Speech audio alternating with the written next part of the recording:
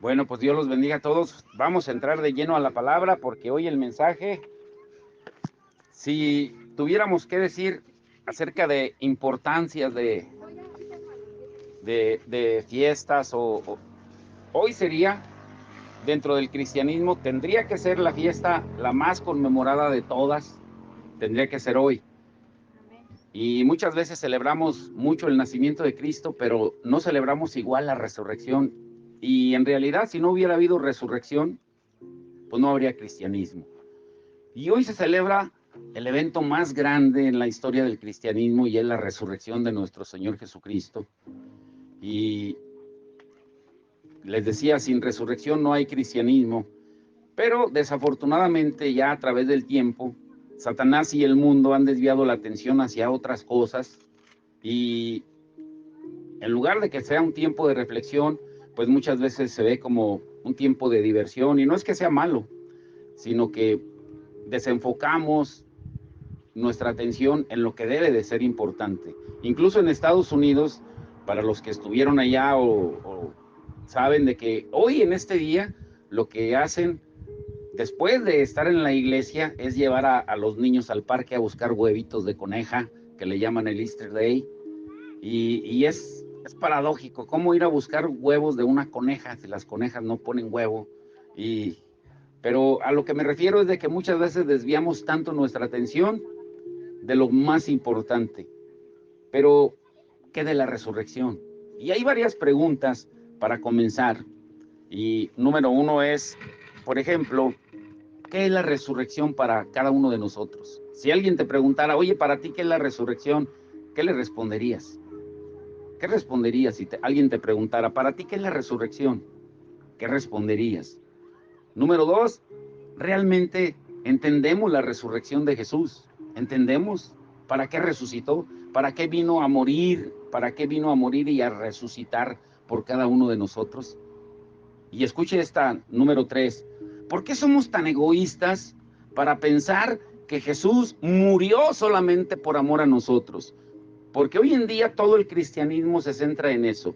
Cristo murió por amor a mí. Cristo me amó tanto que vino al mundo a morir por mí. Cristo fue a la cruz por mí. Y Cristo pagó los pecados por mí. Y Cristo murió por mis enfermedades. Cristo pagó por mis rebeliones. Y sí, eso es verdad. Pero eso no es lo más importante.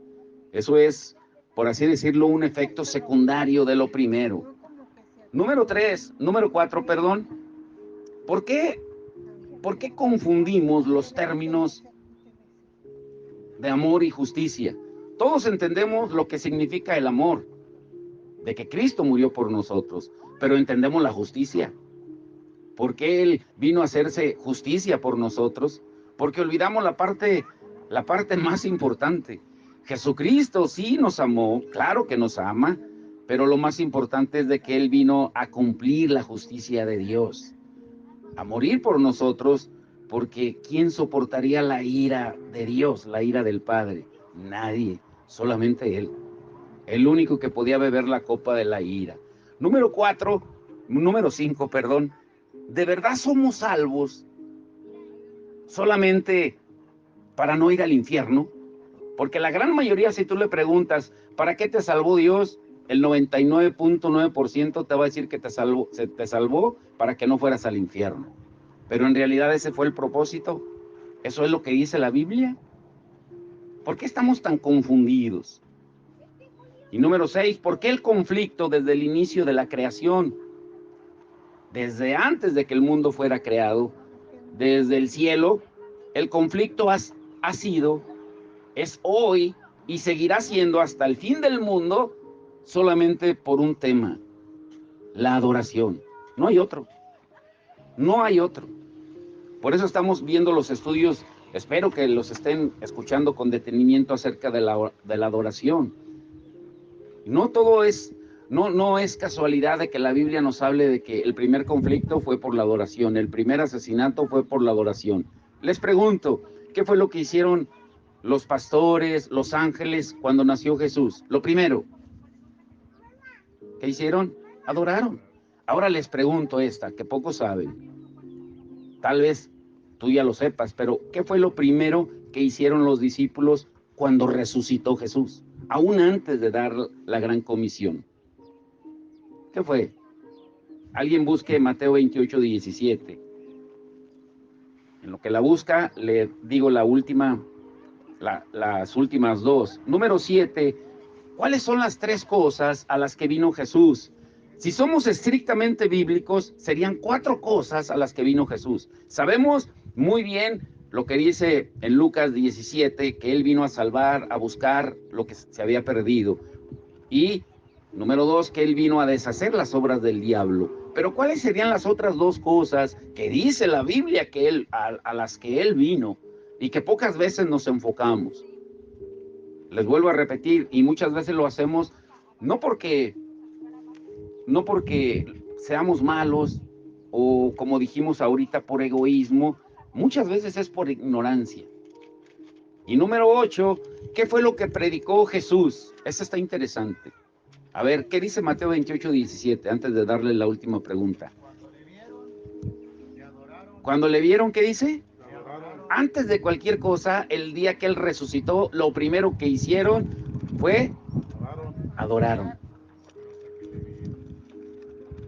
Le vieron, le adoraron, porque se estaba cumpliendo lo que Él dijo: al tercer día resucitaré.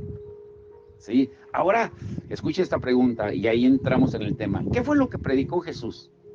Porque, les vuelvo a repetir, la iglesia de Cristo como que nos hemos desenfocado y predicamos mucho de salvación. Y escuche esto, porque puede sonar antibíblico y hasta hereje, si no lo analizamos a la luz de la palabra. ¿Qué fue lo que predicó Jesús? ¿Salvación o arrepentimiento? ¿Arrepentimiento? Sí. Ahorita ya responden en base a la pregunta, pero estoy seguro que si no le hubiera agregado el arrepentimiento, todos hubiéramos dicho que predicó salvación, ¿cierto o no? Porque en eso nos enfocamos, porque nos enfocamos en nosotros, en lo que Él vino a hacer por nosotros. Pero Él no va a hacer nada hasta que tú no des el primer paso, que es arrepentirte. Arrepentimiento. Arrepentimiento.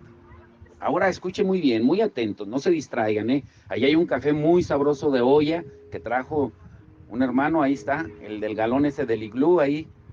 Agarren cafecito para que no se duerman, viene bien azucaradito para que se les suban las pilas, que no se duerman. No dejen que el enemigo venga y le robe la palabra. Recuerden lo que dijo Jesús acerca de la parábola del sembrador, que el enemigo viene y ¿qué hace? Roba la semilla. No dejen que venga y le robe la semilla. Les vuelvo a recordar, hoy celebramos la resurrección de Cristo, pero olvidamos el motivo principal por lo que Él vino. ¿Cómo está eso? Hoy el título es el arrepentimiento que libera nuestra adoración.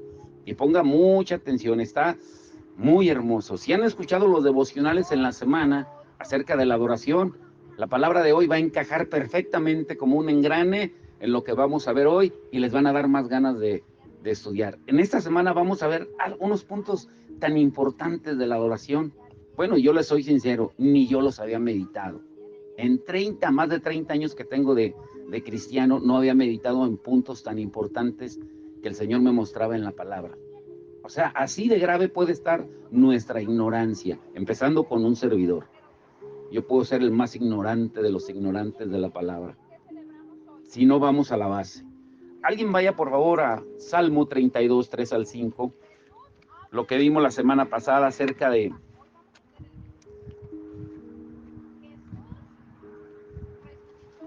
¿qué dice Salmo 32, 3 al 5? Mientras callé, se envejecieron mis huesos en mi gemir todo el día, porque de día y de noche se agravó sobre mí tu mano. Se volvió mi verdor en sequedades de verano. Mi pecado te declaré y no encubrí mi iniquidad. Dije, confesaré mis transgresiones a Jehová y tú perdonarás la maldad de mi pecado. Eso lo vimos la semana pasada. Mientras tú y yo no confesemos lo que traemos dentro, nuestro pecado, nuestro cuerpo va a reflejar lo que traemos dentro. Ahora, ¿Qué fue el primer mensaje que predicó Jesús cuando vino a la tierra? Bueno, desde antes de Jesús, cuando Juan el Bautista le estuvo preparando el camino, fue arrepiéntanse. Lo primero que predicó Jesús fue arrepiéntanse. Lo primero que predicó Pedro en el día de Pentecostés, en Hechos 2, fue arrepiéntanse. Lo que predicaba la iglesia primitiva era arrepentimiento. Pero ¿por qué hemos dejado a un lado eso y hemos pasado automáticamente, sin arrepentimiento, a ofrecerle salvación a la gente? O sea, queremos que la gente sea salva, pero sin arrepentimiento. Y abaratamos el mensaje. Ahora, el dolor físico antes del arrepentimiento, como acaba de leer el hermano, es muy claro en la Biblia. Cuando tú y yo no nos arrepentimos, viene un dolor físico que es difícil de explicar, pero en esencia, al dolor más grave que nos referimos es a esa tristeza profunda que la persona experimenta cuando reconoce su falta después de que ha hecho algo grave en términos morales. Por ejemplo, para entenderlo mejor, una mujer o una madre que tuvo un aborto y que nunca lo ha confesado a Dios, y después de despertar a la realidad, así como el hijo pródigo, de volver en sí por medio del Espíritu Santo, de que le quitó la vida a su propio hijo, no puede encontrar alivio para su dolor hasta que no lo confiesa, hasta que no descansa en el Señor. ¿Sí entendieron ese ejemplo? Pues así podemos estar muchos de nosotros, porque grábense esto, la culpa no removida puede traer grandes consecuencias, como ya lo vimos la semana pasada. Una culpa que no sacamos, que no la removemos de nosotros, nos puede traer grandes consecuencias y nos puede estar atormentando toda la vida. Toda la vida. Y la gente puede estar siempre sacando el pasado, no es que tú y es que tú y jamás olvidar. La mayoría de nosotros somos conscientes de las consecuencias emocionales de lo que padecemos y espirituales del pecado. Todos somos conscientes. No hay ninguno que diga que no. Pero no estamos apercibidos, convencidos, escúchelo bien, de que hasta que no confesemos nuestra culpa, esas consecuencias que van a seguir viniendo ya no sean tan dolorosas. Ponga atención en lo que le acabo de decir. Al final se va a dar cuenta. Dios perdona tus pecados, perdona mis pecados. Pero Él, en su misericordia, en su bondad, en su soberanía, puede borrar las consecuencias, pero no siempre sucede así. Dios perdona tus pecados, para que me entiendas, pero no te borra las consecuencias. ¿Sí me entendieron o no me entendieron? Por ejemplo, alguien que fue adúltero y si tuvo un hijo, pues el Señor no le va a matar al hijo, no le va a borrar las consecuencias. ¿Sí me entienden? Ahora, escuche bien. El pecador, cuando no confiesa, puede enfermarse, puede vivir amargado, incluso puede hasta suicidarse, acabar con su vida. Es lo que hace mucha gente, busca el camino fácil. No, es que ya no puedo, ya no tolero. Y en lugar de confesar su falta al Señor, pues es más fácil acabar con su vida. Un ejemplo, por ejemplo, la iglesia de Corinto, que cargaban con la culpa de pecados que ellos habían permitido, pero no los confesaban y seguían tolerando lo que vivían, participaban en la cena del Señor sin confesar sus pecados, que eran tan graves y que contaminaban a toda la iglesia y manchaban el nombre de Jesús. Pero ¿qué consecuencias graves les traía su falta de arrepentimiento? Vayan conmigo a 1 Corintios 11. 1 Corintios 11, ¿sí? Se lo leo. 1 Corintios, síganme con su vista, 11, 27 al 32. Y pongan atención, hoy va a haber muchas preguntas. De manera que cualquiera que comiere este pan o bebiera esta copa del Señor indignamente, será culpado del cuerpo y de la sangre del Señor. Por tanto, pruébese cada uno a sí mismo y coma así del pan, y que dice, y beba de la copa. porque el que come y bebe indignamente sin discernir el cuerpo del Señor, juicio come y bebe para sí, por lo cual hay muchos enfermos y debilitados entre vosotros, y muchos duermen. Cuando dice duermen es porque ya murieron.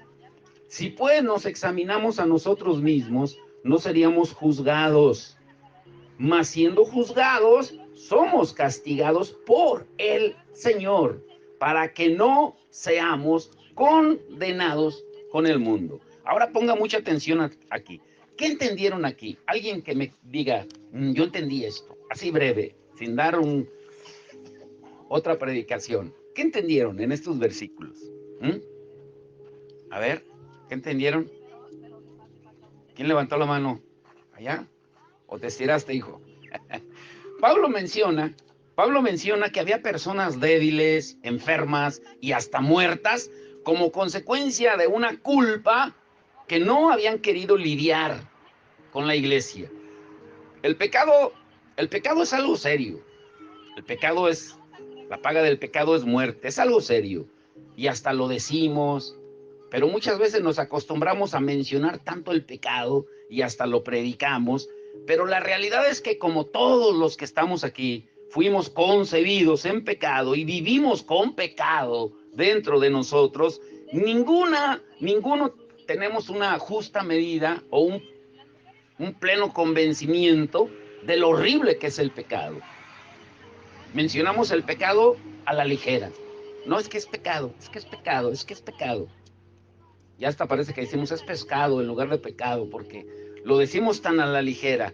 Pero ¿cuáles son las dos realidades que nos ayudan a ver? Dos realidades que si las tuviéramos siempre en la mente, nos ayudarían a ver y a entender lo horrible que es el pecado a los ojos de Dios.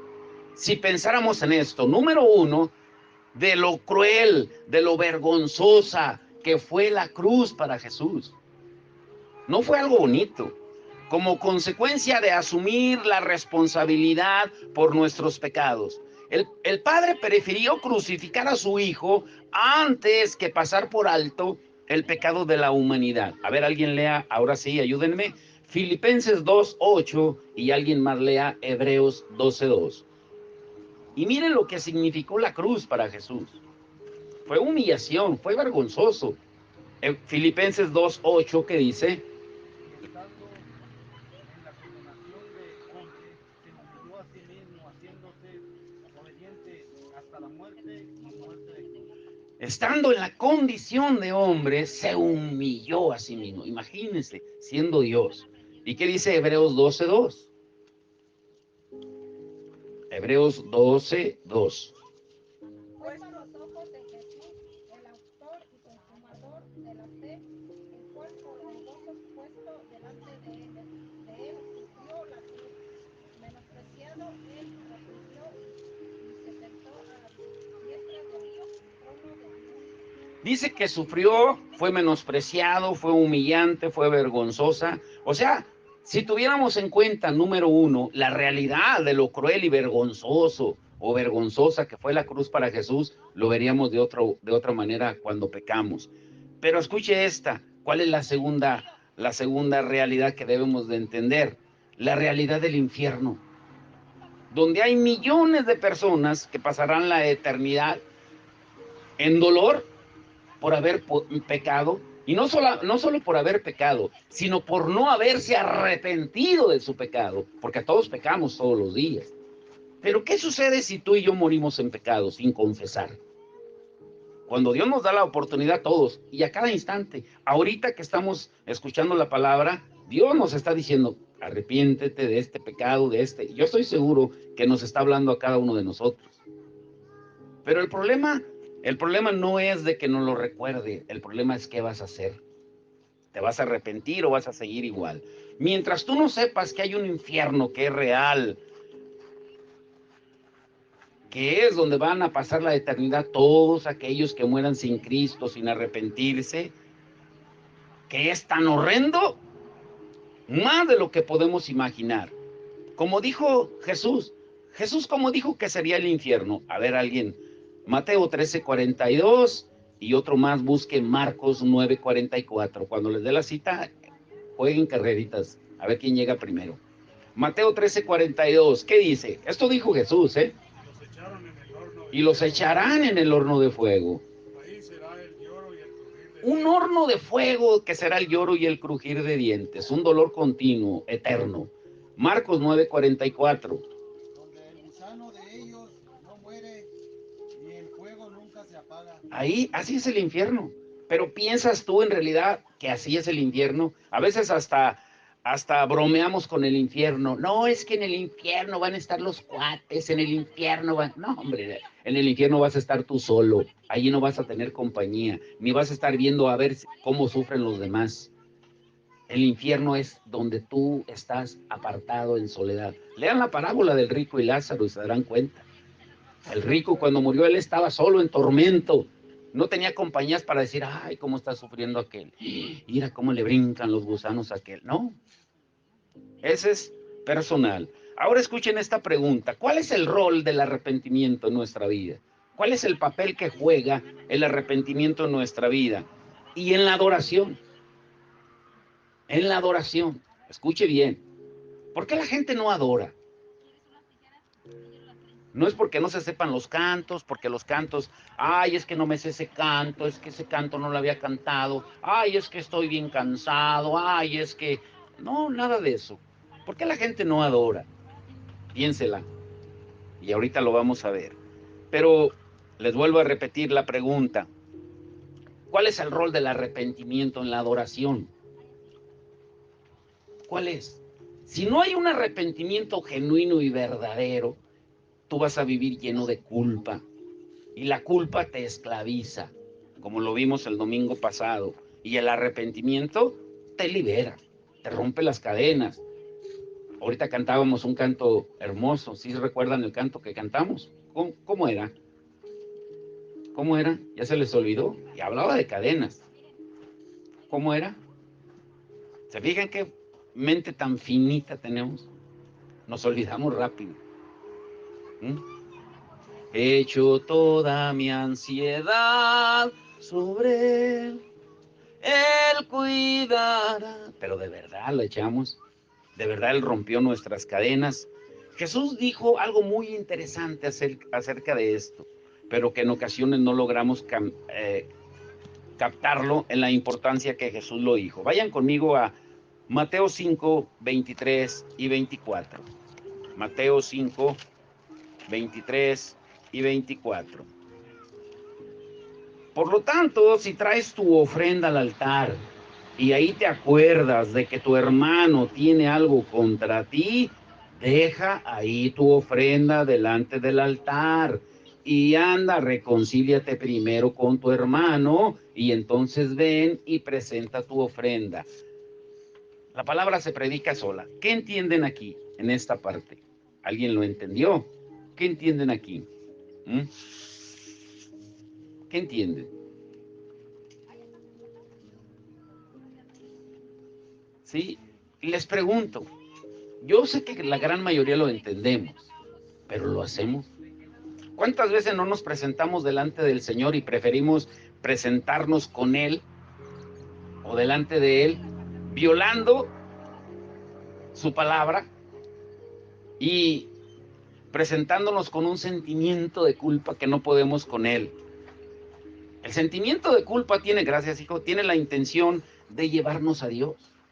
¿Recuerdan la culpa por quién fue dada? El sentimiento de culpa. ¿Por Dios o por el diablo? ¿Por quién? No, ya ven cómo se nos olvida la predicación. El sentimiento de culpa nos lo dio Dios. Es como el juez que está en la conciencia y te dice, la regaste, pide perdón. El diablo acusa. Muy diferente. Cuando violamos la ley de Dios, escúchenlo bien esto, el sentimiento de culpa que tenemos tiene la intención de llevarnos a Dios en busca de perdón para que finalmente podamos salir de la cárcel en la que nos encontramos. El arrepentimiento requiere reconocer que hemos pecado contra Dios. Lo diré de nuevo. El arrepentimiento requiere reconocer que hemos pecado ¿contra quién? Si nosotros lo vemos de esa manera, va a cambiar nuestra manera de ver las cosas. Si tú ves solamente que pecas contra el hermano, vas a pasar años sin hablarle al hermano, a la mamá, al tío, al papá, al cuñado, a la hermana. Te vas a pasar hasta la vida sin hablarles, porque no has entendido que el arrepentimiento requiere reconocer que contra quien hemos pecado primeramente es contra Dios. Es contra Dios. Ahora, pero que hemos decidido dar la vuelta e ir en la dirección opuesta, alejándonos del pecado y acercándonos a Dios. Por eso Pablo, ¿qué le dice a los gentiles? En Hechos 26:20. Alguien léalo, por favor. ¿Mm? ¿Qué le dice Pablo? Hechos 26:20. Ponga mucha atención, ¿eh? Hechos 26:20. ¿Qué dice? Le anuncié primeramente a los que están en Damasco, y Jerusalén, y por toda la tierra de Judea, y a los gentiles que se arrepintiesen y se convirtiesen a Dios, haciendo obras dignas de arrepentimiento. Fíjese cómo va el orden, que se arrepintiesen. ¿Y qué más dice? En segundo lugar, que se convirtiesen. Y en tercer lugar, ¿qué dice? Que hiciesen obras dignas de arrepentimiento. Nosotros muchas veces invertimos el orden. Pensamos que por hacer una obra de caridad, una obra buena, ya eso automáticamente Dios nos va a perdonar sin arrepentirnos. O pensamos muchas veces que nos podemos convertir sin arrepentimiento. El orden está claro. Arrepentirse, convertirse y después dar frutos de arrepentimiento, manifestado en obras buenas. Ahora, el arrepentimiento se debe manifestar en acciones que demuestran que de verdad eres una persona nueva. Pero conocen gente que tiene toda su vida en el Evangelio y, aquí hay, ay Señor, yo por eso procuro ni ir para allá. La verdad, Señor, guarda mi corazón porque las ve uno y hasta parece que avientan lumbre y son hermanas y hermanos. Ahora le pregunto, en la Biblia, ¿qué significa arrepentimiento? En la Biblia, ¿qué significa arrepentimiento? Eso está interesante, ¿eh? Porque una de las palabras en hebreo, recuerde que el Antiguo Testamento fue escrito en hebreo y arameo y el Nuevo Testamento en griego. Pero vamos a ver tres significados. Una de las palabras en hebreo que se usa con frecuencia en el Antiguo Testamento, que se refiere al arrepentimiento, en hebreo es shuv, S-H-V, shuv, lo cual implica un regresar como quien da la vuelta en U, como si estuvieras dando un retorno en U, en 180 grados. Unos dicen, no, en 360 grados. No, pues vas a quedar igual. Es en 180 grados. Y el profeta Malaquías hace uso de esta palabra cuando él menciona en Malaquías 3:7. Vayan a Malaquías 3:7, lo que dice. Ahí él hace uso de esa palabra, Malaquías 3:7. De esta palabra su. ¿Qué dice Malaquías 3:7? Desde los días de vuestros padres os habéis apartado de mis leyes y no las guardasteis. Volveos a mí. Volveos. Esa palabra es su. Arrepiéntanse. Y yo me volveré a vosotros, ha dicho Jehová de los ejércitos. Mas dijiste, ¿en qué hemos de volvernos? O sea, tienes que mostrar de verdad que vas a dar un cambio. Se tiene que, si ibas en aquella dirección, pues tienes que ir en otra dirección ahora. Ahora, otro segundo significado en hebreo para referirse al arrepentimiento es la palabra nakam. N-A-C-H-A-M. Nakam. El cual se refiere a un dolor emocional, a esa congoja, esa tristeza que sientes por dentro, por alguna situación. Y esta palabra es la que usa Job. Vayan a Job 42:6. Tenemos que entender primero los términos de lo que es el arrepentimiento para entender cómo aplicarlo a nuestra vida, para ser verdaderamente libres. Job 42:6, ¿qué dice? Job 42:6. Por tanto, me me aborrezco y me arrepiento. en polvo y ceniza. Sí, eso es, le dolía la situación. Después de que Job se agarra hablando por 39 capítulos, argumentando con el Señor, y el Señor le dice, a ver, ya cállate, ya. Fueron muchos pretextos que estás poniendo, parafraseando. Y hasta que el Señor le dice, a ver, te sientes muy sabio, te sientes muy bueno. Te voy a preguntar yo, ¿dónde estabas tú cuando yo estaba haciendo la creación? ¿Dónde estabas tú cuando yo puse la tierra? ¿Qué la sostiene? A ver, explícame todo, tú sábelo todo, tú que te sientes más santo que yo. Y lo confronta, y una vez que lo confronta, Job se arrepiente y usa esta palabra. Dice, ¿sabes qué? Me duele hasta el alma, porque ahora me doy cuenta que soy un burro, una bestia sin freno. El salmista nos llama bestias, no se ofendan. Y es a eso a lo que se refiere. Nos tiene que doler. Entonces, para entenderlo, número uno, tiene que haber un cambio de dirección. Número dos, nos tiene que doler. Si algo que tú hiciste no te duele, un pecado que hayas cometido no te duele, cuidado, puede que tu conciencia ya se esté cauterizando. Y híjole, ¿y cómo necesitamos arrepentirnos? Ahora, eso es en cuanto al Antiguo Testamento. Ahora, recordemos también que la Biblia fue escrita en griego en el Nuevo Testamento. En el Antiguo Testamento, desde Génesis hasta Malaquías, es en hebreo y en arameo. ¿Sí entienden? 39 capítulos escritos en hebreo y arameo, de Génesis a Malaquías. De San Mateo hasta Apocalipsis fue escrito en griego, que también se habla del arrepentimiento, pero dándole un significado aún más profundo. Ahora, ¿qué significa entonces el arrepentimiento en griego? ¿Qué significa el arrepentimiento en griego? La palabra en griego es metanoia. ¿Es qué? Metanoia, así como se escucha. Que implica además un cambio de dirección, como lo leímos también en Malaquías. Un cambio de dirección, un cambio de mente, un cambio de pensamiento. Y es a lo que se refiere aquí. Lean por favor Hebreos 12:17. ¿Qué dice Hebreos 12:17? Mientras tomo agua.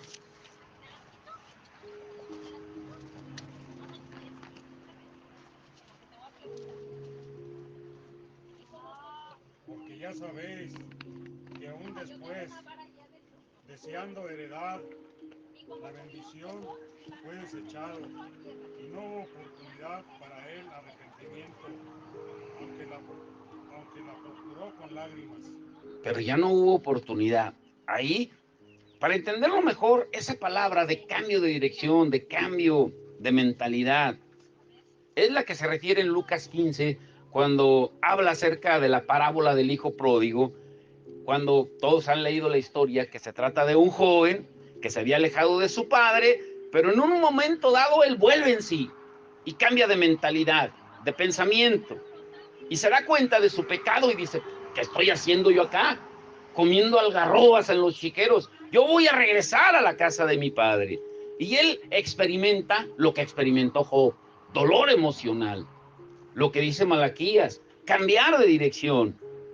Lo que dice aquí, la palabra en griego, metanoia, dar un giro en su vida. Aquí ilustra los tres significados de la palabra, tanto en griego como en hebreo y en arameo. Pero él hace algo que muestra que de verdad está arrepentido. Vuelve en sí, le duele su pecado, cambia de dirección y regresa arrepentido y pide perdón. ¿Nosotros lo hacemos así? ¿Lo hacemos nosotros así? No, hombre.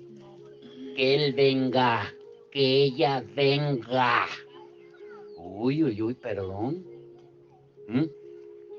Sin embargo, el hijo regresa arrepentido. El padre en la historia del hijo pródigo representa a Dios. El hijo pródigo representa a cada uno de nosotros, a los pecadores arrepentidos. Y vemos cómo el padre sale al encuentro del hijo, lo abraza. Pero algo interesante es de que jamás lo va a buscar. Y aquí puede sonar contradictorio. Bueno, pero si Dios vino a buscar y salvar lo que se había perdido, ¿por qué si el Padre representa a Dios, por qué no salió a buscarlo? ¿Por qué creen ustedes? ¿Por qué?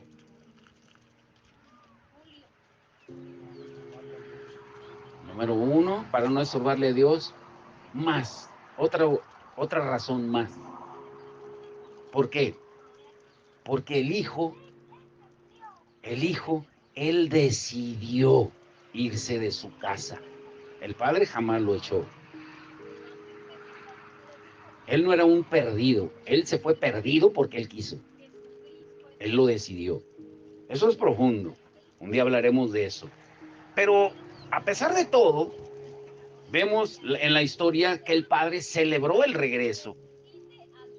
Pero todo ocurrió hasta que el hijo mostró el arrepentimiento, como leímos en Malaquías 3:7. Vuelvan a mí y yo me volveré a ustedes. Y se cumplió. El hijo volvió y el padre se volvió a él. Cuando nos volvemos a Dios, Él se vuelve a nosotros. ¿Mm? Él se vuelve a nosotros, como lo hizo el padre de la parábola del hijo pródigo. Ahora, punto número 2. ¿Cuáles son las aplicaciones prácticas del arrepentimiento? ¿Cuáles son las aplicaciones prácticas del arrepentimiento? Escuche esto. Número 1, que el favor de Dios no puede estar con nosotros si aún no hemos reconocido nuestra culpa. Muchas veces esperamos el favor de Dios, pero sin arrepentirnos. Queremos que Dios nos dé la gracia, la bendición, sin arrepentimiento. ¿Creen que Dios lo puede hacer? Tal vez, en su misericordia, en su bondad, pero no lo obliga a hacerlo. Tienes que cargar con las consecuencias. El favor de Dios no puede estar con nosotros si aún no hemos reconocido nuestra culpa, nuestra falta, nuestra transgresión, nuestra iniquidad, nuestra maldad.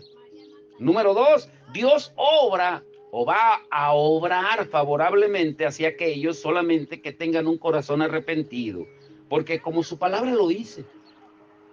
¿Cómo es cuando Dios va a obrar? A ver, Carlos, Salmo 34:18, Rafa, Salmo 51:17 y Goyo, Jeremías 5:25. 3 escrituras que nos van a ayudar a entenderlo. ¿Cómo es que Dios va a obrar? Solamente con aquellos que tengan un corazón arrepentido, contrito, humillado. ¿Qué dice el Salmo 34:18?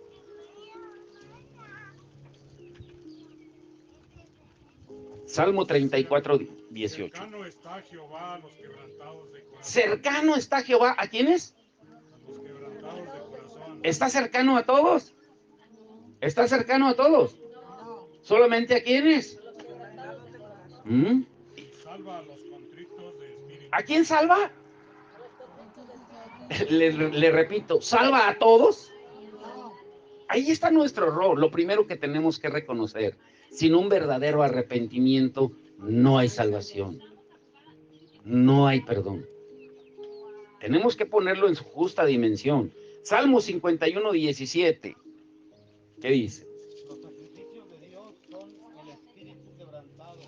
Al corazón contrito y humillado no despreciarás tú, oh Dios.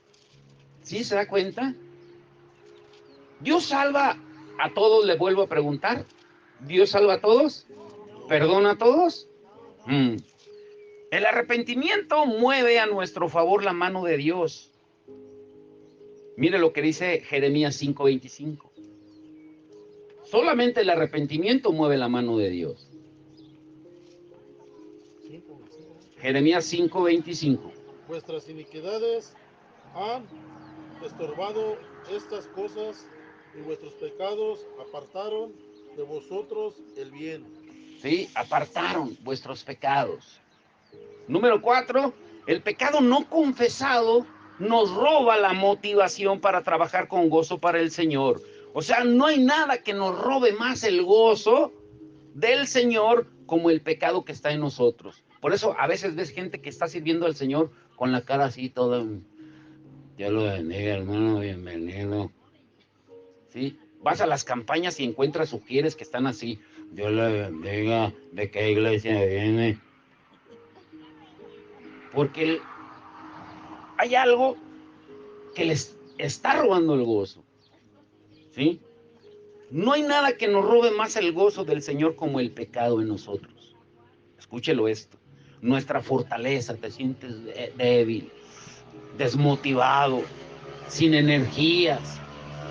Sientes que el mundo se cae a pedazos. Cuando ese gozo se va, cuando no está el gozo. ¿Pero por qué está la falta de gozo? Pues por la falta de arrepentimiento. La falta de arrepentimiento es la causa número 1 de la ausencia de gozo en nosotros. La gente amarga. ¿Cómo van a tener gozo? Pues si viven llenos de odio, coraje. Y el diablo lo sabe, que mientras tú no confieses, mientras no saques ese lodo podrido, esas saco de papas podridas, puedes estar sirviéndole al Señor, pero así pareces capataz más que siervo, porque el diablo sabe. ¿El diablo qué sabe? A ver, alguien lea Nehemías 8:10, la parte final. Bueno, yo se los digo, que el gozo del Señor es nuestra fortaleza. El diablo lo sabe, que el gozo del Señor es nuestra fortaleza. Nehemías 8:10. Y él sabe que si no tienes el gozo de Dios, pues no vas a tener fortaleza. Ay, no, ay, otra vez a la iglesia, otra vez a los titos, ay, yo no, ay. Sí. Número 5, el arrepentimiento produce en nosotros un despertar a la acción. Nos motiva y nos da energía para realizar los propósitos de Dios. Número 6, el arrepentimiento hace que Dios ponga gracia en el corazón del otro a nuestro favor. Por eso dice, si ves que tu hermano tiene algo contra ti, fíjese que no dice si tú tienes algo contra él. Si aquel tiene algo contra ti, tú eres el que debes de ir y pedir perdón. Como sucedió, no quiero, pero es por cuestión de la predicación. ¿Sí recuerdan el último día que cuando pasó lo de la construcción? ¿Qué fue lo que hicimos? Fuimos y hasta oramos por él. Y algunos de ustedes pidieron perdón. Yo recuerdo. Se humillaron y pidieron perdón. Porque eso es lo que nos manda la palabra. Para alcanzar gracia.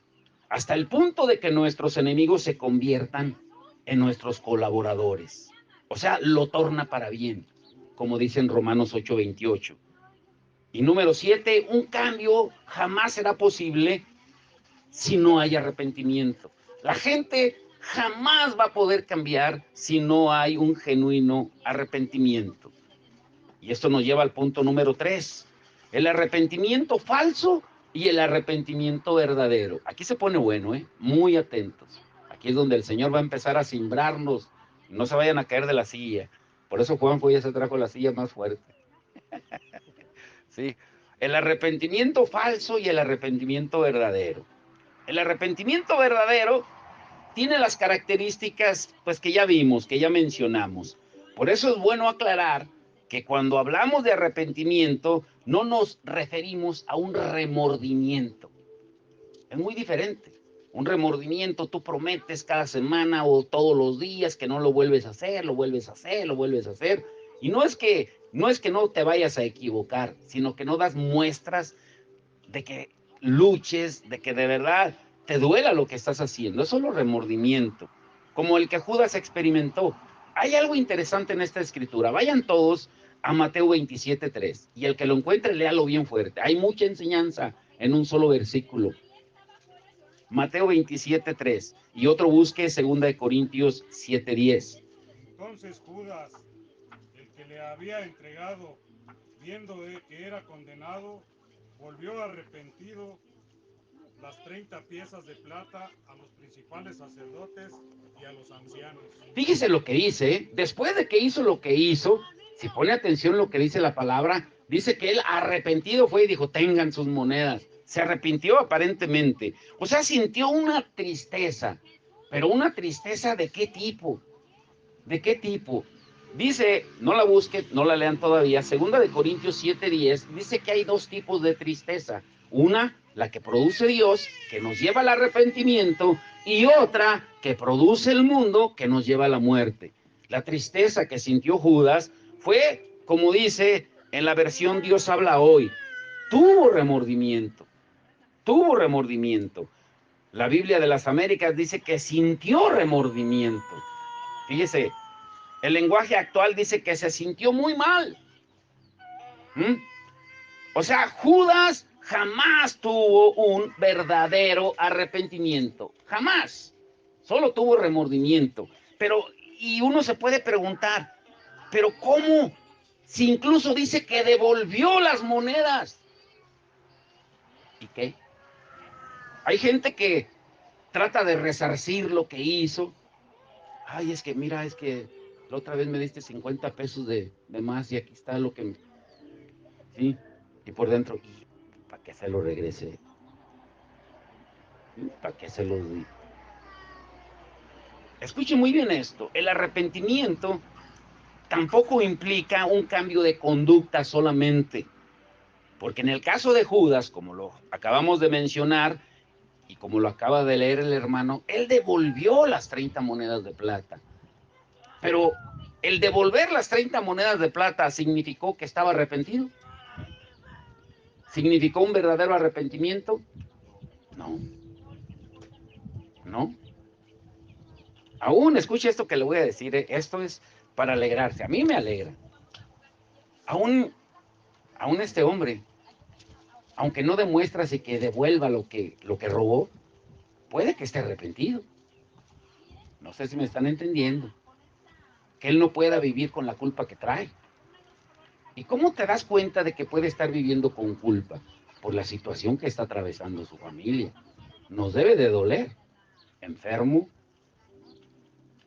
su familia en crisis, una hija divorciada, separada.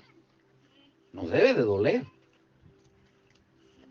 Pero esa es otra cuestión.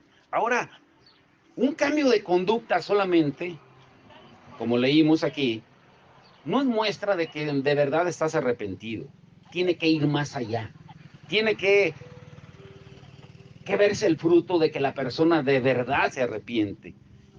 ¿Y cómo se muestra? Pues que no trata de justificarse. No, es que mira, es que lo hice porque... No, cállate mejor, ya. No, es que no trata de justificarse. No trata de justificar el pecado que cometió, como lo hizo el rey Saúl cuando ofreció un sacrificio. En 1 de Samuel 15, el capítulo 15, lo lee en su casa. Cuando llega Samuel y le dice, ¿pero qué hiciste? ¿Por qué ofreciste un sacrificio? Es que vi que el pueblo se me iba y dije, no, pues se me van a ir y tuve miedo pero tú honrame delante del pueblo, tú haz de cuenta que pero va a traer consecuencias. ¿Qué tiene? Tú honrame delante del pueblo para aparentar que soy un buen rey obediente. No le importó las consecuencias de su pecado. Saúl trató de justificar lo injustificable y fue rechazado como rey por el Señor debido a su falta de arrepentimiento que manifestó precisamente por tratar de justificar su pecado. Y muchos hay como él. Tratamos de justificar nuestro pecado. No, es que la mujer que me diste, es que ella, es que él, es que esto, y es que acá, y es que... Y tratamos muy diferente a la actitud que vimos del hijo pródigo de la parábola. Pablo nos ayuda a entender porque él menciona unas características típicas del arrepentimiento verdadero. Cuando él lo compara, un verdadero arrepentimiento con un falso arrepentimiento. Cuando le escribe la segunda carta a los Corintios, en 2 de Corintios, él ya les había escrito una primera carta en la que confrontaba una situación de inmoralidad de la iglesia, donde uno de sus miembros adulteraba con la esposa de su padre, con la mujer de su padre, en 1 de Corintios 5:1. Y cuando les llegó la carta, se entristecen por la confrontación tan enérgica de Pablo. Y se entristecen. ¿Y qué efecto les causó entre ellos? Vayan conmigo. Cuando Pablo les escribe, mire, esto está interesante. Aquí se empieza a poner bueno. No se pierdan, No se pierdan. 2 de Corintios 7, 8 al 11. Porque aunque os contristé con la carta, no me pesa. Aunque entonces lo lamenté porque veo que aquella carta, aunque por algún tiempo os contristó, ahora me gozo. No porque hayáis sido contristados, sino porque fuisteis contristados, ¿para qué dice? Arrepentimiento. Porque habéis sido contristados, según Dios, para que ninguna pérdida padecieseis por nuestra parte. Y mire lo que dice en el 10. Porque la tristeza que es según Dios, que produce Arrepentimiento. para salvación. O sea, no puede haber salvación sin... Arrepentimiento. ¿Se fija? La palabra se predica sola. Pero hoy en día la gente quiere ser salva. Arrepentirse. De que no hay que arrepentirse. Pero la tristeza del mundo que dice que produce muerte. Y muerte, porque la paga del pecado es muerte. Y muerte eterna también. O sea, la confrontación de la carta causó tristeza en la iglesia. Pero esa tristeza los llevó al arrepentimiento y a corregir la situación. Y Pablo terminó regocijándose porque la tristeza que les causó con la carta los llevó al... ¿A qué los llevó? Al arrepentimiento. Ahora escuchen esto. Cuanto tú más te tardes, cuanto yo más me tarde en confesar y corregir el pecado que tú sabes que hay en tu vida, que yo sé que hay en mi vida, más difícil será el arrepentimiento y tendrá mayores pérdidas. ¿Sí se entendió? ¿Entendieron o no entendieron? Mamá. Cuanto más tardemos en confesar, corregir el pecado, más difícil será el arrepentimiento y vendrán mayores consecuencias, mayores pérdidas. Por eso se va cauterizando la conciencia, la conciencia, la conciencia. Y ya no te interesa si escuchas o no la palabra, ay, si le pones atención o no, si tratas de congregarte. Ya poco a poco te vas enfriando, enfriando. Hoy deberían de estar todas las iglesias alrededor del mundo, las que nos decimos cristianas, llenas. Porque se celebra el día más grande, la resurrección. Pero ¿por qué no sucede? ¿Qué está pasando entonces? Ahora, escuchen muy bien esto. ¿Por qué Pablo les habla de dos tipos de tristeza? Como leímos ahorita. Porque una viene de Dios y como él lo dice, otra viene del mundo. Las dos producen tristeza, pero producen diferentes consecuencias, si le queremos llamar así. La producida por Dios nos lleva al arrepentimiento. Y la del mundo, que fue lo que le sucedió a Judas. Judas se arrepintió, devolvió las monedas, pero aún así se ahorcó. No pudo sobrepasar la tristeza. Pero vemos otro caso en Pedro cuando negó a Jesús. También se puso triste, pero él reconoció su culpa, se humilló, confesó y fue perdonado. Pero ¿cuántas veces nosotros vivimos así? Ay, es que no sé qué tengo, estoy triste, deprimido. Ahora, aquí viene una parte interesante. El proceso de tristeza y de arrepentimiento puede ser muy doloroso. Escúchelo bien. Puedes ver gente que pase hasta años deprimido. Isabel tiene un sobrino y esta predicación la va a escuchar la tía. Se aventó 3 años en depresión, ¿cierto o no, suegra? El Mauri, chiquillo. Y la va a escuchar. ¿Pero por qué? Porque él sentía un tipo de tristeza, pero un tipo de tristeza que tal vez venía de Dios, no lo dudo, pero porque tardó en arrepentirse. Dios nos va a perdonar todo pecado que confesemos. Dice la palabra en primera de Juan 1:9 que Él es fiel y justo para perdonar si confesamos. Si no confiesas no te va a perdonar, aunque Él sabe que vives con esa podredumbre por dentro. El proceso de tristeza y de arrepentimiento puede ser muy doloroso si no es confesado. Pero cuando vemos los resultados finales, hay motivos de gozo para cada uno de nosotros, que somos pecadores, porque vamos a ver la obra de Dios cumplida. Por eso de eso se trata el mensaje. Jesucristo no vino para condenar al mundo, sino para que todos vengan al arrepentimiento. Y Él nos da la oportunidad. Pablo también habla de una tristeza que viene del mundo y que lleva a la muerte. Y esa tristeza es muy superficial, porque se enfoca en uno, busca la conmiseración, la lástima, pobrecito de mí, pobre, la atención, ay, ay, ay, es que ay, ay, ay, ay, ay. ¿Mm? Ese tipo de tristeza, somos profesionales, todos los que estamos aquí, incluyendo a su servidor. Porque el enemigo no va a desaprovechar para... Pero si no tenemos cuidado, ese tipo de tristeza para llamar la atención, para hacer el foco de atención, para victimizarnos, por eso las predicaciones le gustan a la gente, cuando le dicen, ¿cuántos vinieron por una bendición? De un grito de júbilo, aleluya, hoy va a salir usted bendecido, va a salir, y toda la gente contenta. Pero cuando les dicen, hoy el Señor quiere que se arrepienta, porque si no se va a ir al infierno. La tristeza que viene del mundo, una tristeza superficial, breve, y que quizá es causada por la vergüenza ante los demás. No, es que si yo reconozco que la regué, no. Más que por un dolor genuino por haber ofendido la imagen de Dios. Y podemos verlo en el ejemplo de Judas. En Judas, en Mateo 27, del 3 al 5.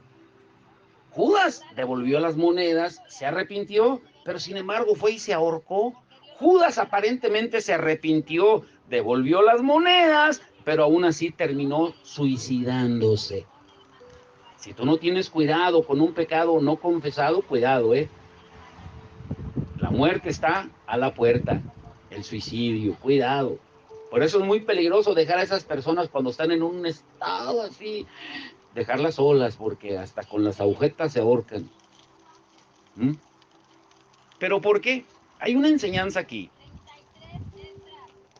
El verdadero arrepentimiento es más que devolver las monedas. Yo sé que me están entendiendo. Es más que una confesión. Más que aparentar que te duele lo que hiciste. Un verdadero arrepentimiento es confesar, admitir, reconocer que hemos cometido una falta o un pecado. Es decir, tiene que haber un cambio de mentalidad, de pensamiento, de actitud, de conducta.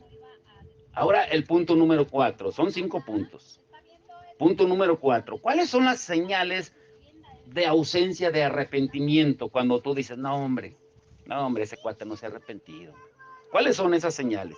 Yo sé que todos las hemos visto o incluso las podemos estar reflejando y que otros las ven y dicen, no hombre, mira, ni se ha arrepentido.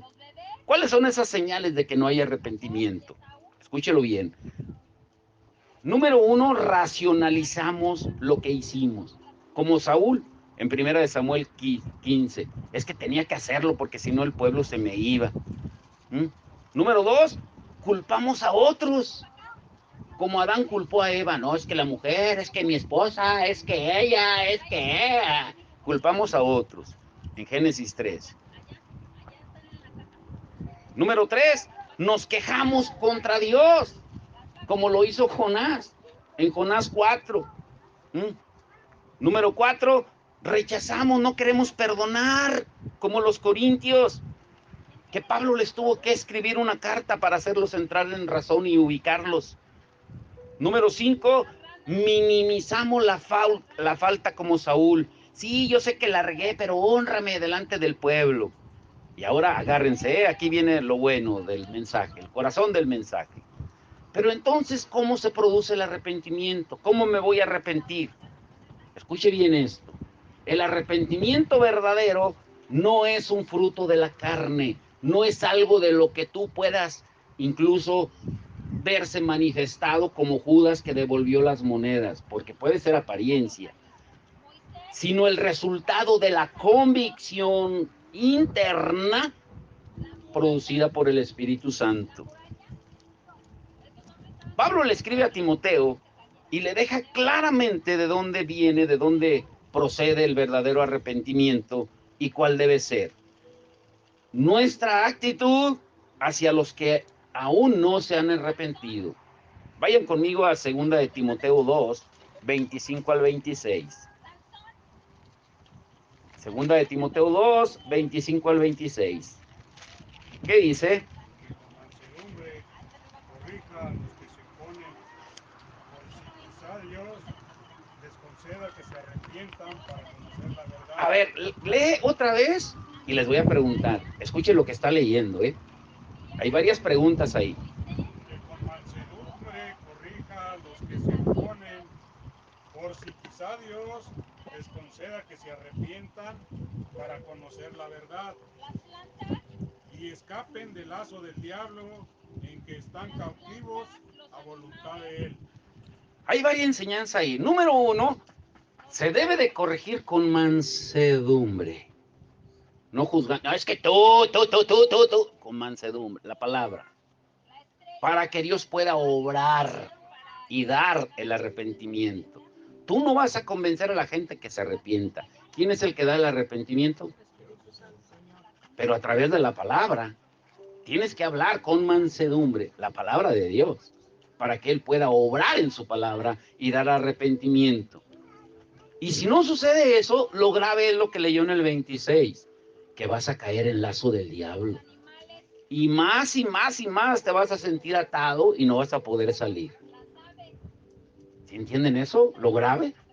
Por eso encontramos gente que se dice que es creyente, que tiene años o toda su vida de creyente y viven amargados, enojados, porque están en el lazo del diablo. Ahora escuchen el último punto. Punto número 5. Entonces, ¿cuál es el modelo de arrepentimiento? Muy atentos aquí. Esta es la parte esencial. Estos últimos 15 minutos. El rey David compuso 2 salmos relacionados al pecado cuando él cometió adulterio con Betsabé y mató a su esposo Urías. Y en el Salmo 32 fue el primer salmo que él escribió. Lo que ya leímos al principio. Mientras yo callé, mis huesos envejecieron en mi gemir todo el día. Porque según los teólogos, duró más de 1 año para confesar su pecado. Bueno, más de 1 año más porque nació el niño y el niño ya había nacido y él no se arrepentía todavía hasta que fue el profeta. Y escribió el Salmo 32 y él decía, me sentía triste, acongojado, enfermo, mientras no confesaba mi pecado. Y él expresó algunos efectos físicos que experimentó como resultado de haber callado su pecado. Por eso hay mucha gente enferma, como Pablo decía en Corintios. Pero en el Salmo 51, que es el que nos ocupa ahorita, ese representa la expresión de un corazón arrepentido, la cual debe ser nuestra actitud. Por eso decimos que el arrepentimiento libera nuestra adoración y ahorita se va a dar cuenta por qué. Y vale la pena examinar este salmo en busca de consejo. Vayan todos ahí al Salmo 51. Mire, lo vamos a examinar rápidamente. Número 1, ¿qué hace David? Una oración de arrepentimiento. Alguien lea el Salmo 51, verso 1 y 2. Vamos a ir así por parte. Ten piedad de mí, oh Dios, conforme a tu misericordia, conforme a la multitud de tus piedades, borra mis rebeliones, lávame más y más de mi maldad y límpiame de mi pecado. Número 1, David primero hace una oración de arrepentimiento.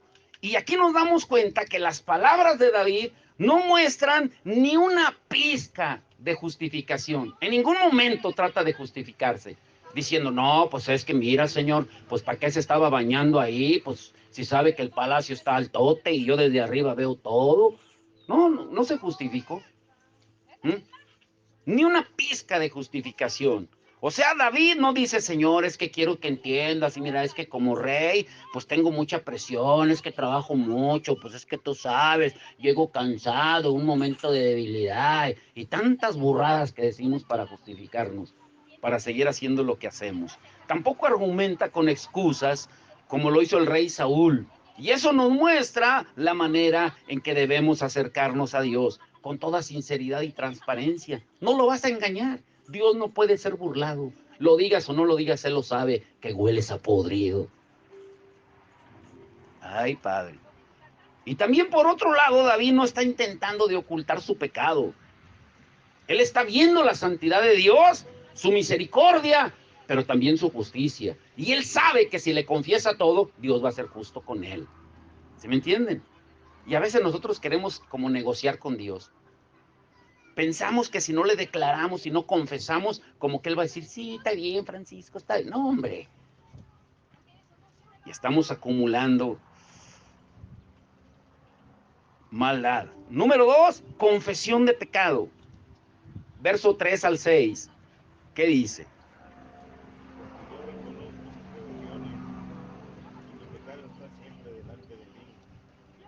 Contra ti, solo he pecado. David hasta el 6. Para y he hecho lo malo delante de tus ojos, para que sea reconocido justo en tu palabra, y he tenido por puro en tu juicio. He aquí, en maldad he sido formado, y he pecado, me concibió mi madre. David reconoce, a ver, reconoce claramente su maldad y sus transgresiones y él las hace propias. Dice, solo contra ti he pecado. Yo. No dice, es que Betsabé, es que mira, nada. Él las hace propias. Yo reconozco. David sabe y recuerda que ha pecado contra Betsabé, pero sobre todo que ha pecado contra Dios. Por eso dice, contra ti he pecado. Y esa debe ser nuestra actitud cuando nos acercamos a Dios. Ahora, número 3, la oración de restauración, del 7 al 12. Léanlo rápido. Es que le faltó la 6. Dice, aquí tú amas la verdad en lo íntimo y en lo secreto me has hecho Amas la verdad en lo íntimo. y me has hecho comprender sabiduría. ¿Mm? Purifícame con hisopo y seré limpio. Lávame y seré más blanco que la nieve. Hazme oír gozo y alegría y se recrearán los huesos que has abatido. Esconde tu rostro de mis pecados y borra todas mis maldades. Esa es una oración de confesión. ¿Se parece a la de nosotros? No, hombre, para nada. Señor, es que tú sabes, claro que sabes, sí, tú sabes. Hermanos, pido oración porque Dios sabe, entonces no pidas. Tengo una petición, hermanos, ¿cuál? Pues Dios la sabe, Dios la conoce, entonces no estés pidiendo. ¿Sí han escuchado gente así? Hermano, les pido oración por lo que Dios ya sabe. Pues entonces díselo a Él. ¿Para qué me lo dice a mí? Yo no soy omnisciente ni sé todo como Dios. Ahora, número 3, la oración de restauración. Ya vimos cómo debemos presentarnos con arrepentimiento, confesar nuestro pecado. Y número 3, la restauración. Del 7 al 12, ¿qué dice? Purifícame con hisopo y seré limpio. Lávame y seré más blanco que la nieve. Hazme oír gozo y alegría y se recrearán los huesos que has abatido. Esconde tu rostro de mis pecados y borra todas mis maldades. Crea en mí, oh Dios, un corazón limpio y renueva un espíritu recto dentro de mí. No me eches de delante de ti y no quites de mí tu Santo Espíritu. Vuélveme el gozo de tu salvación y espíritu noble me sustente. Ahora escuchen muy bien lo que dice aquí, ¿eh? Se pusieron atención. David está apelando a la misericordia de Dios y por eso se atreve a rogarle por limpieza. ¡Límpiame! Y ahora él se ve moralmente sucio cuando le está pidiendo que lo limpie. Y por eso le pide, para que lo limpie de su pecado. Porque se puede ver moralmente también sucio por su pecado y pide que sus transgresiones sean borradas. David tenía en claro que todo lo que había pasado estaba relacionado con la corrupción de su corazón. Y le pide un corazón limpio, un corazón recto. Y David hace una petición que nos debe de poner a pensar. David le pide o teme que Dios le retire su Santo Espíritu en el Salmo 51:11. Lo dice claro. Ahora escuchen esta pregunta, porque ha habido mucha confusión. Es más, sigue habiendo mucha confusión. ¿Es posible, escuche la pregunta, es posible que hoy en día el Espíritu Santo se retire de un creyente? A ver, ¿qué piensan ustedes? ¿Es posible que hoy en día el Espíritu Santo se retire de un creyente? No, porque a la luz del Nuevo Testamento y en base a lo que Jesús dijo, Él no se va, porque fue una promesa. Pero sí lo podemos contristar y apagar. Jesús dijo en Juan 14:16 que el Espíritu Santo estaría con nosotros para siempre. Fue su promesa. Pero también dice en Efesios 1:13 que fuimos sellados con el Espíritu y los sellos de Dios son imborrables. Si Él te pone un sello, no es como nosotros que lo borramos o lo corregimos. No, Efesios 1:13 dice que fuimos sellados por el Espíritu. Pero también dice en Efesios 4:30 que tú y yo podemos contristar al Espíritu Santo. Lo puedes tener viviendo en ti, pero triste, sin que te hable, sin que te redarguya, sin que te convenza, sin que te guíe. ¿Mm? Y Pablo también dice a los tesalonicenses, en primera de Tesalonicenses 5:19, que incluso lo pueden apagar. ¿Qué? Imagínense cuando entras a un cuarto o que apagas la luz, pues todo está en tinieblas. Imagínense con el Espíritu Santo apagado dentro de nosotros. ¿Quién te va a guiar? ¿Quién te va a iluminar? ¿Quién te va a llenar de la paz de Dios? David lo pidió en su tiempo porque aún no venía Jesús con la promesa del Espíritu. Y David también prometió algo y le dijo, mira, si tú me devuelves el gozo de mi salvación, voy a enseñar a otros las consecuencias del pecado, ¿sí? Para que otros regresen a ti. Mire lo que dice en el verso 13 del Salmo 51. ¿Qué dice? Entonces enseñaré, una vez que pase todo lo que leímos, dice, entonces enseñaré ¿qué? A los transgresores tus caminos y los pecadores se convertirán a ti. Pero primero él tiene que mostrar. Pero ¿cómo va David a hablar de arrepentimiento, a hablar de limpieza de Dios, a hablar de, como a veces predicamos de arrepentimiento, pero el que está predicando no está arrepentido? Vive en amargura, vive no, pues ¿cómo? La palabra no va a dar fruto. Hasta que David dice, mira, cuando pase todo esto, entonces, comenzando conmigo, ya le voy a poder hablar a los demás de ti. Y aquí viene lo bueno. Número 4, es cuando le empieza a hacer peticiones a Dios. A ver, del 14 y 15, ¿qué dice? Líbrame de homicidios, oh Dios, Dios de mi salvación. Cantará mi lengua tu justicia. Señor, abre mis labios y publicará mi boca tu alabanza. ¿Se da cuenta cómo hasta que pasa todo eso, hasta dónde dice? Hasta dónde él dice que lo libre, pero nosotros somos al revés. Cuando venimos al Señor, queremos que primero nos libre, que primero nos haga, nos bendiga, nos proteja, pero sin arrepentimiento. Fíjense hasta qué punto viene el clamor de David, la petición de David a Dios acerca del pecado tan bochornoso que él cometió contra Urías, contra Betsabé. Él está reconociendo que la única manera en que podrá volver a cantar, a adorar, a alabar a Dios y que sus obras serán un fruto del Espíritu de Dios es que Dios lo cambie por completo. Pero si no hay arrepentimiento, no hay alabanza, no hay adoración, no hay reconocimiento. O sea, un verdadero arrepentimiento es el que libera la adoración. Si no, podemos ser falsos. Ahora, eso nos lleva a la oración de reflexión. Mire lo que dice el verso 16 y 17. ¿Qué dice? Verso... No quieres sacrificio, que yo lo daría. No quieres holocausto. Los sacrificios de Dios son el espíritu quebrantado. Al corazón contrito y humillado no despreciarás tú, oh Dios.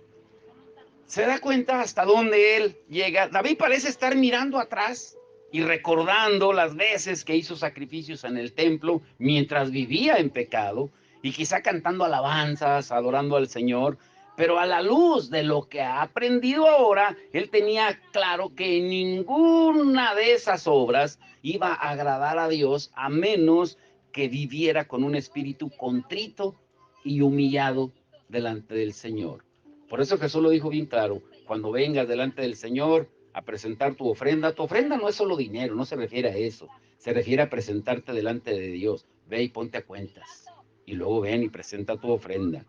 Y por último, mire lo que dice en la oración por arrepentimiento nacional. Una vez que él reconoce, se arrepiente, mire lo que sucede en el Salmo 51, verso 18 y 19. El pecado del rey ha traído vergüenza a toda la nación, pero ahora su arrepentimiento puede resultar en una restauración nacional. ¿Y qué dice? 18 y 19. Haz bien con tu benevolencia a Sión, edifica los muros de Jerusalén. Entonces te agradarán los sacrificios de justicia, el holocausto u ofrenda del todo quemada. Entonces ofrecerán becerros sobre tu altar. Fíjese lo que dice, ¿eh? Ahora, llévense esto en su corazón. Lo diré muy lento. Si no entendieron nada, llévense esto en su corazón. Lo voy a decir muy lento. El arrepentimiento, por muy genuino, muy sincero que tú tengas delante de Dios, que yo tenga delante de Dios, no va a remover, no va a quitar las consecuencias del pecado. Por eso tienes que pensar antes de pecar. Ay, es que pequé sin querer. No es como si fueras en la vida caminando y de repente, ay, es que caí en un hoyo, pequé. No, el pecado primero lo piensas, lo meditas, lo concibes y luego lo llevas a la obra. No hay nada de eso de que, ay, es que pequé sin querer. No, Dios no puede ser burlado. El arrepentimiento, escucha bien, por eso tienes que pensar antes de pecar. El arrepentimiento no necesariamente remueve, quita las consecuencias del pecado. Dios borra tu pecado, pero no lo obliga a borrar las consecuencias. ¿Cómo lo entendemos?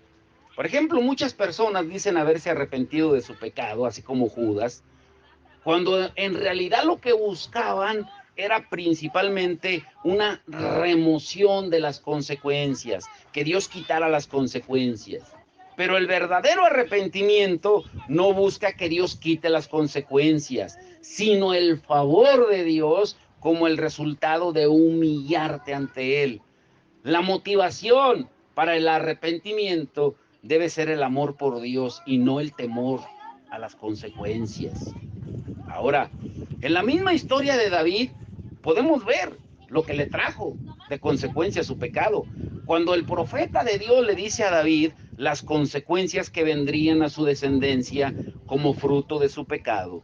Y vayan conmigo, segunda de Samuel 12, se los voy a leer yo. Segunda de Samuel 12.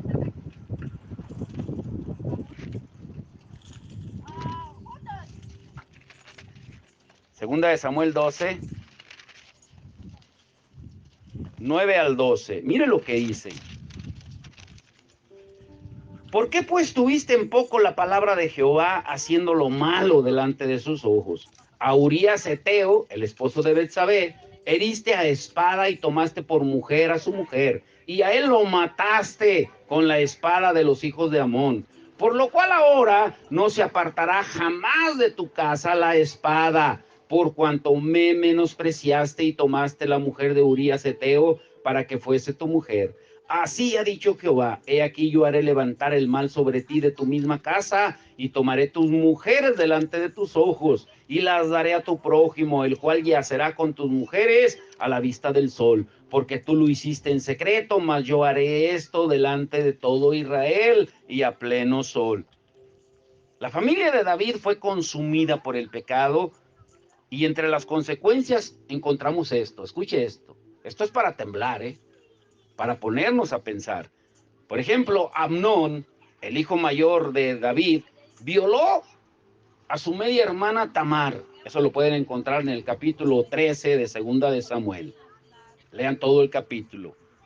Pero no fue todo eso, porque Absalón, que era hermano de Tamar, mató a su medio hermano Amnón también en 2 de Samuel 13. Absalón se rebeló con su padre David y quería matarlo, matar a su propio padre, y quería quedarse con el reino. En los capítulos 15 y 17 de 2 de Samuel. Y esto, escuche, los soldados de David no le obedecieron al rey la orden que les dio de que no mataran a su hijo Absalón, y lo mataron. En 2 de Samuel capítulo 18. O sea, y el fruto del hijo que tuvo con Betsabé murió también. Ahora, a final de cuentas, si vemos las consecuencias del pecado de David, aunque confesó, se arrepintió, Dios lo perdonó, sus consecuencias vinieron. David se quedó sin 2 hijos, bueno, sin 3, Amnón, el hijo de Betsabé, Absalón, y con una hija violada y rechazada. Hubo consecuencias. Y tal vez se pregunten ustedes, bueno, pero entonces, ¿qué hacer? Si me van a venir consecuencias, entonces, ¿qué debo de hacer? Pues aquí viene la esperanza de la palabra. Por eso les dije que estuvieran atentos. Número 1, tenemos que aprender la lección de lo que vimos hoy, o si no vas a repetirla. Debemos crecer a través del arrepentimiento. Número 2, buscar, exponer, confesar las debilidades que te llevaron a pecar. Entre más te tardes en confesarle a Dios, no al hombre, entre más te tardes en confesarle a Dios, más graves van a ser las consecuencias. Así de simple. Número 3, comunica tus sentimientos, tu dolor, tu lamento a Dios. ¿Tú crees que Él no lo sabe? Claro. Número 4, recuerda que tu arrepentimiento no tiene nada que ver con la actitud del otro. No, pues es que aquel, no, yo también, como me hablen, hablo. Tu actitud no tiene nada que ver con la actitud del otro. Y llévense estos versículos en su corazón. A ver, yo les dije que hoy iba a estar extenso, por eso comenzamos. A ver, Carlos, les voy a dar una serie de versículos para que mediten. Lucas 5:32. Alfredo, Romanos 2:4. Rafa, 1 de Juan 1, del 8 al 10. Tú, Juan José, 1 de Juan 2:1. ¿Sí ves? Sino que te ayude Anita. Goyo, Salmo 34:18. Vamos a leerlos. Y aquí viene la parte interesante. Ay, ay, ay. Esto que viene está interesante. Lucas 5:32. No he venido a llamar a justos, sino pecadores al arrepentimiento. No he venido a llamar a justos, sino a pecadores al arrepentimiento. Jesús vino a buscar y salvar lo que se había perdido. Jesús vino a deshacer las obras del diablo. Y número 3, Jesús vino ¿a qué? A llamar a pecadores al Romanos 2:4. O menosprecias las riquezas de su benignidad, paciencia y longanimidad, ignorando que su benignidad te guía al arrepentimiento. Primera de Juan 8 al 10. 1, 8 al 10. Si decimos que no tenemos pecado, nos engañamos a nosotros mismos y la verdad no está en nosotros. Si confesamos nuestros pecados, Él es fiel y justo para perdonarnos nuestros pecados y limpiarnos de toda maldad. Si decimos que no hemos pecado, le hacemos a Él mentiroso y su palabra no está en nosotros. A ver, ayúdale a Juanjo con Primera de Juan 2:1. ¿Quieres agua, Carla? Estas cosas Llévatela. os escribo para que no pequéis, y si alguno hubiere pecado, abogado tenemos para con el Padre, a Jesucristo el justo. Y por último, el Salmo 34:18. Salmo 34. Está Jehová a los quebrantados de corazón y salva a los contritos de espíritu. La palabra es muy clara. El Señor vino a llamar a pecadores al arrepentimiento. Y nos dice que no despreciemos la bondad de Dios. Y también nos dice que si confesamos, Él es fiel y justo para perdonarnos. Y también dice que si tú no reconoces tu pecado, es como si lo hicieras mentiroso, porque Él sabe que eres un pecador. Pero Él dice también de que si lo confiesas, que Él está cercano a perdonarte. La pregunta es esta: ¿qué harás? Hoy que estamos celebrando la resurrección de Jesús, Él vino al mundo a pagar por nuestros pecados. Él vino a beber la copa de la ira de Dios, que nadie podía beber, solamente Él, y buscar salvar lo que se había perdido. Y el único tipo de personas que Él busca, que sería la cuarta cosa a la que Él vino, es a buscar verdaderos adoradores. Si lo vemos de esta manera, vino a buscar y salvar lo que se había perdido, a deshacer las obras del diablo, a llamar a pecadores al arrepentimiento y a buscar verdaderos adoradores. Pero no va a haber verdaderos adoradores si primero no nos arrepentimos. ¿Sí se entiende? Y es interesante que dice que vino a deshacer las obras del diablo, y lo principal que ha buscado Satanás desde un principio, ¿qué ha sido? La adoración. Esto es profundo. Cuando engañó a Adán y a Eva, Satanás los desenfocó de su propósito principal, de darle la gloria a Dios. Cuando pecaron y desobedecieron, el diablo sabía que el pecado era una barrera que los iba a alejar de Dios, como lo leímos hoy. Pero Jesús vino al mundo, se humilló, se hizo obediente hasta la cruz para volvernos al Padre, a la posición que nos creó. ¿Para qué nos creó? Dice Isaías 43:7, Isaías 43:21, que nos creó para alabanza de su nombre. No solamente para salvarnos del infierno, eso es extra.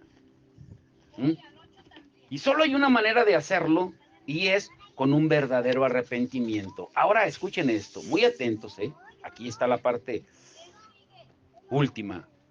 La culpa y la condenación que vienen por un pecado no confesado son algunos de los impedimentos para adorar con libertad. Por eso ves gente que está así en el tiempo de la adoración y como si nada. Porque han buscado soluciones humanas y equivocadas. Ahora, mire esta historia, se las voy a leer. Es la última. Vayan todos a Lucas 7. Es la última escritura. Pero aquí es la enseñanza para que se la lleven en su corazón y que la pongamos en práctica. Lucas 7, 38 al 48. Son 10 versículos, pero dice: y estando detrás, él fue a la casa de Simón el leproso, un hombre que Jesús había sanado.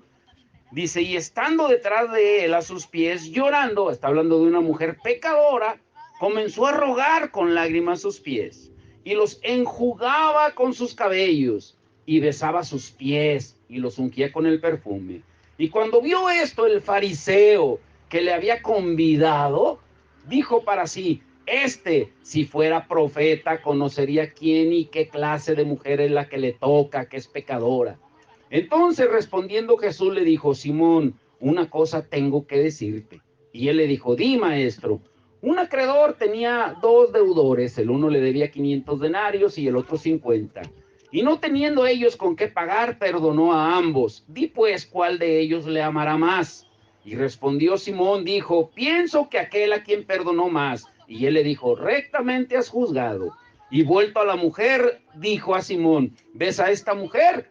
Entré en tu casa y no me diste agua para mis pies, mas ésta ha regado mis pies con lágrimas y los ha enjugado con sus cabellos. No me diste beso, mas ésta desde que entré no ha cesado de besar mis pies. No ungiste mi cabeza con aceite, mas ésta ha ungido con perfume mis pies. Por lo cual te digo que sus muchos pecados le son perdonados, porque amó mucho, más a aquel a quien se le perdona poco, poco ama.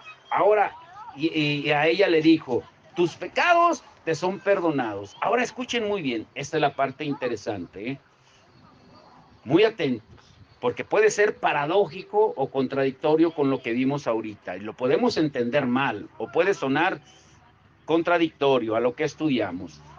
Esta mujer vino con una actitud de arrepentimiento. ¿Sí lo notaron, no? Impresiona el hecho de que después, o cuando la mujer pecadora había adorado al Señor de manera tan extravagante, después de que adoró, después de que ungió sus pies, hasta después que adoró, fue cuando Jesús le declaró perdonados sus pecados. No sé cuántos están entendiendo. Hasta después de que adoró, que derramó su corazón, no solo el perfume delante del Señor, fue cuando fue declarada perdonada de sus pecados. Ahora, ¿cuál fue el orden en lo que acabamos de leer? Primero, ella vino con una actitud de arrepentimiento. Segundo, adoró dándolo todo, sin importar si la veían, si la criticaban, si la juzgaban, si levantaba las manos, si aplaudía, si cantaba feo o bonito. Y en tercer lugar, fue perdonada. Jesús nunca dice, ni te va a decir, no, espérate, no vengas a adorarme porque hay pecados en tu vida. Escúchenlo, por eso le dije que entendiera muy bien. Él deja que te acerques a Él. Jamás te va a decir, no te acerques a mí porque hueles a pecado. Jamás. Al contrario, Él dejó que se le acercara a Él, así como estaba ella. Él sabía que era una pecadora. Y cuando le adora con sinceridad, ni siquiera ella le pidió perdón. Él le perdonó. ¿Sí se dan cuenta en eso? Porque un verdadero arrepentimiento libera la adoración y da como fruto el perdón. ¿Sí? Ahora escuchen muy bien. El creyente, grábenselo, apúntenlo en el refrigerador, en su Biblia, pónganselo ahí. ¿Mm? El creyente no se purifica antes de adorar. ¿Cómo? El creyente no se purifica antes de adorar. ¿Cómo? ¿Cómo es eso? ¿No? Sino que cuando adora es purificado y perdonado. Ahí es donde el diablo ha tenido al pueblo así. Por eso ves iglesias que muertas no adoran. Cuando tú adoras, cuando yo adoro, somos purificados y perdonados y lo hacemos de todo corazón. Solamente que no tengas ni intención ni deseos de cambiar. Mientras no te duela el pecado, pues entonces no va a servir de nada. Ni vas a valorar. Adorar mientras se mantiene voluntariamente una vida pecaminosa, sin intención de arrepentimiento, de cambio, sin confesarlo a Dios, eso es hipocresía. Pero cuando lo haces, a pesar de cualquier pecado conocido, cuando se reconoce y se tiene el deseo de arrepentirse y de mostrarlo y confesarlo delante de Dios, a pesar de lo que digan los demás, ese es el primer paso hacia la solución. ¿Sí me entendieron o no me entendieron? ¿Sí? El pecado no puede sobrevivir en la presencia de Dios. A ver, dígalo. El pecado no puede sobrevivir en la presencia de Dios. Y hoy es el día de que todos nos acerquemos a Dios, que lo adoremos tal como somos, pero que lo adoremos con una actitud de arrepentimiento, no solamente por hacerlo, sin reservas, ni condiciones. Y la pregunta que les quiero dejar es esta, antes de hacerlo. ¿Qué harás? ¿Vas a dejar todo a los pies de Él como lo hizo esta mujer? ¿O te lo vas a llevar de nuevo? Tu saco de papas podridas. ¿Qué vas a hacer? Jesús dice que Él vino a llamar a justos, que Él no vino a llamar a justos al arrepentimiento, sino a ¿quiénes? ¿Y tú y yo qué somos? Y hoy es el día, hoy que estamos celebrando la resurrección de Él, hoy es el día para que nos pongamos a cuentas de Él, a cuentas con Él. Un verdadero arrepentimiento libera una verdadera adoración y nos da como fruto un perdón de pecados. Nos limpia. Veamos el orden de David y pongámoslo en práctica. Pero la pregunta es esa: ¿de qué tipo de adorador quieres ser? ¿Un falso que adora aún sin confesar, sabiendo que está podrido de adentro? ¿O uno que viene delante del Señor y dice, mira, huelo a papas podridas y bien podridas, pero aquí estoy? ¿Qué vas a hacer? Esa es la pregunta. Pónganse de pie.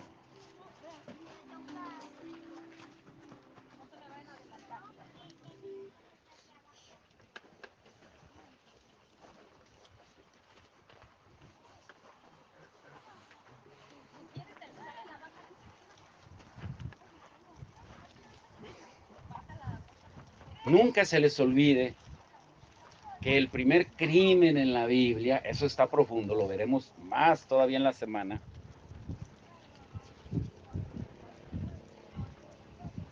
que el primer crimen en la humanidad, ¿por qué razón fue? ¿O ya se les olvidó? ¿Por qué fue? ¿Por qué Caín mató a Abel? Muchos dicen por celos. No, no, no fue por nada de eso. Fue más profundo. Fue por la adoración. El primer conflicto en el cielo, ¿por qué razón fue? Por la adoración. El conflicto que enfrentamos hoy todos los días, ¿por qué es? Por la adoración. Lo que vas a hacer por la eternidad, ¿qué es? Adorar. Y es interesante que la primera mención que hace la Biblia de adoración es en Génesis 22:5, cuando dice que Abraham subió al monte a sacrificar a su hijo Isaac. Es la primera mención. Cuando Job, en Job 1:20, le pasó todo lo que le pasó, cuando sus hijos murieron, cuando perdió todo, dice que él se postró y adoró. Cuando David, después de su pecado, cuando fue confrontado por el profeta Natán, en 2 de Samuel 22:20, o 12:20, perdón, cuando fue confrontado por el profeta, él oró y ayunó por su hijo, por el fruto de su pecado. Pero una vez que el Señor se lo llevó, adoró. Cuando el Padre entregó a Jesús a la cruz del Calvario para que muriera por nosotros, lo primero que hizo Jesús antes de ir al huerto del Getsemaní fue alabar, adorar, cantar con los discípulos. La adoración tiene tanta importancia que nosotros a veces ni la entendemos. Por eso llegamos tarde a los servicios. Por eso no le ofrecemos lo único que le podemos ofrecer, que es la alabanza. Pero hoy es el tiempo. Rebosa mi corazón con palabras de amor. Dirijo al Rey mi canción, postrado en adoración.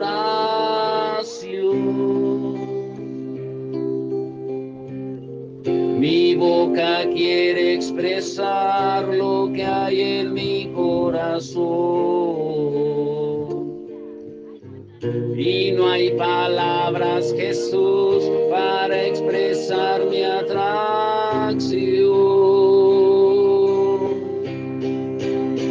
Sobre ti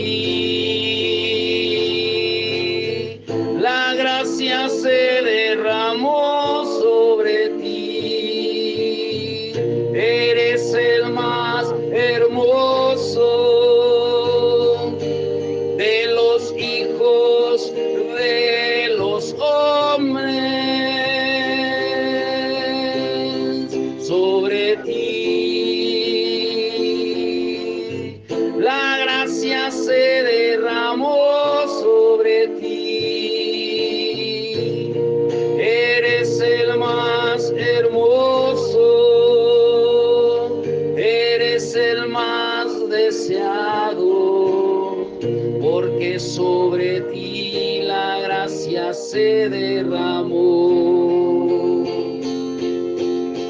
Mi Jesús,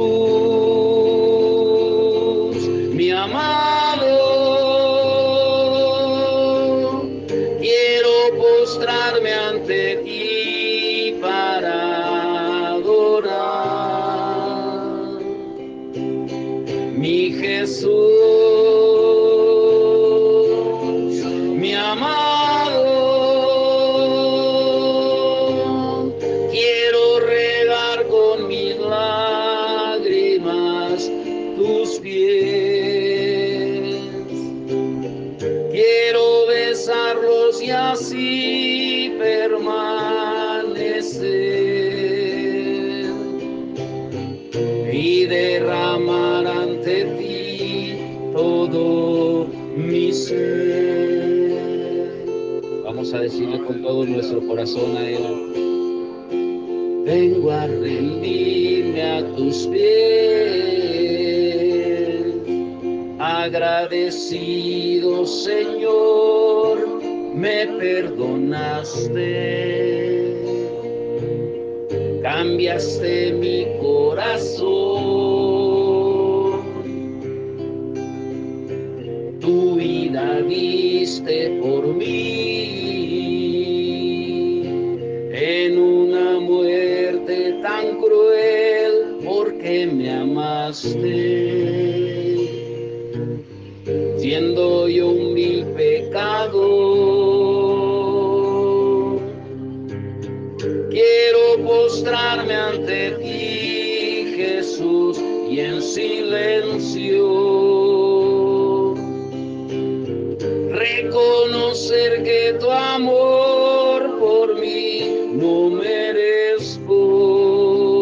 Levante la voz y las manos y dígale: mi Jesús, mi amado, quiero postrarme ante ti para adorar. Mi Jesús, mi amado, quiero regar con mis lágrimas tus pies. Quiero besarlos y así permanecer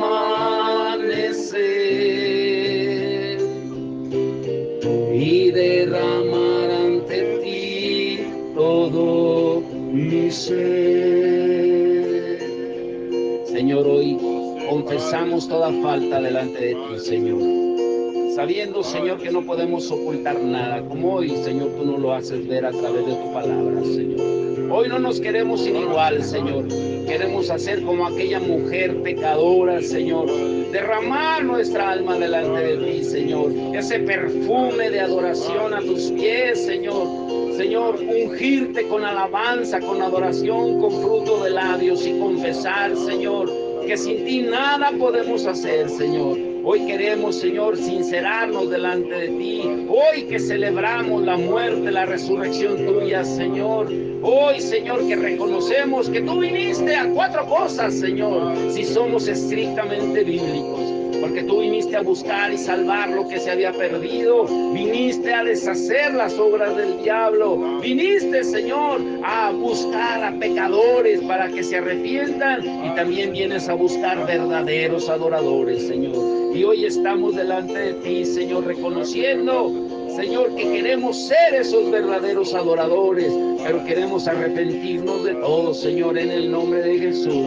Vamos a decirle una vez más: mi Jesús, mi amado, quiero postrarme ante ti para adorar. Mi Jesús, mi amado, quiero regar con mis lágrimas tus pies. Quiero besarlos y así permanecer y derramar ante ti todo dígale usted con su voz: mi Jesús, mi amado, quiero postrarme ante ti para adorar. Mi Jesús, mi amado, quiero postrarme ante ti para adorar. Mi Jesús, mi amado, mi Jesús, mi amado, quiero regar con mis lágrimas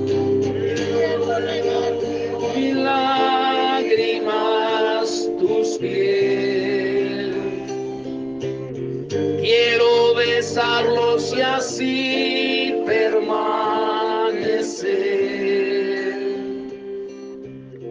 y derramar ante ti todo mi ser. Oh, sí, aleluya, Padre. Señor. Gracias, Sí, Señor. Señor. Queremos que nuestra casa se llene de tu gloria, Señor. Que nuestra casa se llene de tu presencia, Señor. Que cada uno de nosotros, Señor, manifestemos tu gloria, Señor. Que cada uno de nosotros reflejemos tu amor, fruto de verdadero arrepentimiento, Señor. Te damos la gloria y la honra en este día especial, Señor, donde celebramos tu resurrección. En el nombre de Jesús. Y el pueblo de Dios dice: amén. Dele palmas fuerte al Señor. Amén y amén. Vamos a poner la silla a las mesas. Dios los bendiga.